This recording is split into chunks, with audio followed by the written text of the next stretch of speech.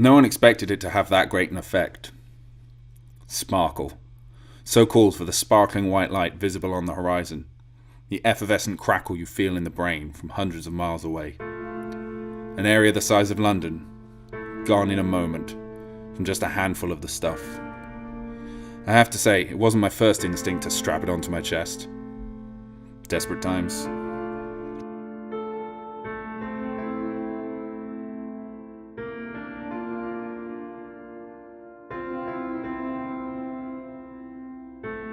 And I've one last thing I've got to do. Or die trying. Sparkle is a horrific compound. A blight. A war crime.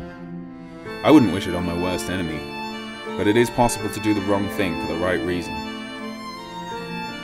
They discovered an unusual metal.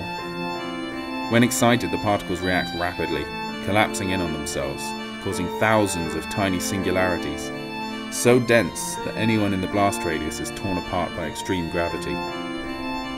Instantaneous to the observer, decades of suffering for the victim. Still, it serves my purpose.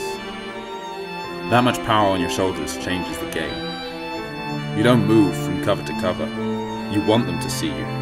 You want them to feel threatened, but not so threatened they'll fire. Then I explain how it works. 1. I'm not having you on. They are real explosives. 2.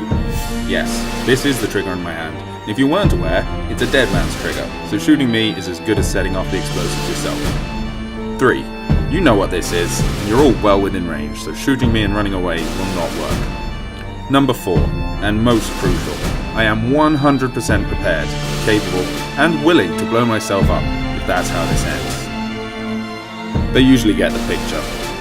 Anyone with this much explosive strapped to themselves doesn't care much for their own well-being. You may think it's a battle of wits, me against them. But the truth is, they've already lost. They're going to surrender. It's just a matter of working out how quickly we can come to an understanding. I find having 10 pounds of explosives strapped to your chest quite liberating.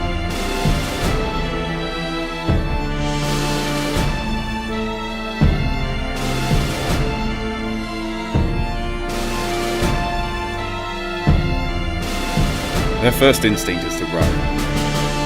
Explosives are a scary thing, so it's only natural to be afraid of them. Unfortunately, out of some misplaced sense of duty, they resist the urge. They need talking to first. They need to feel like they've weighed up fear against obligation, and have been forced to make a choice, when in reality, fear always wins.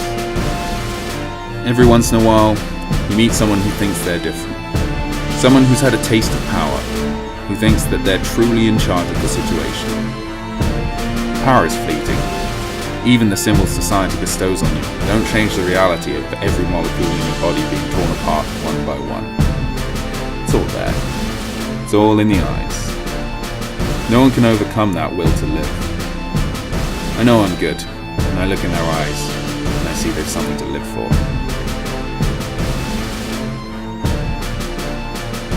Maybe one of you out there isn't afraid to stop me. There's nothing quite like meeting people in person, and I look very forward to meeting you. But I think I'll be finished long before then.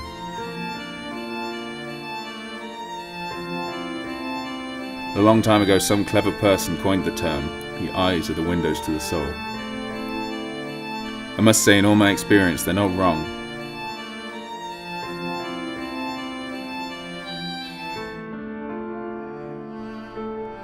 The eyes give it all away every time. The first moment someone sees the explosives on me, and I look into their eyes, I know exactly who they are.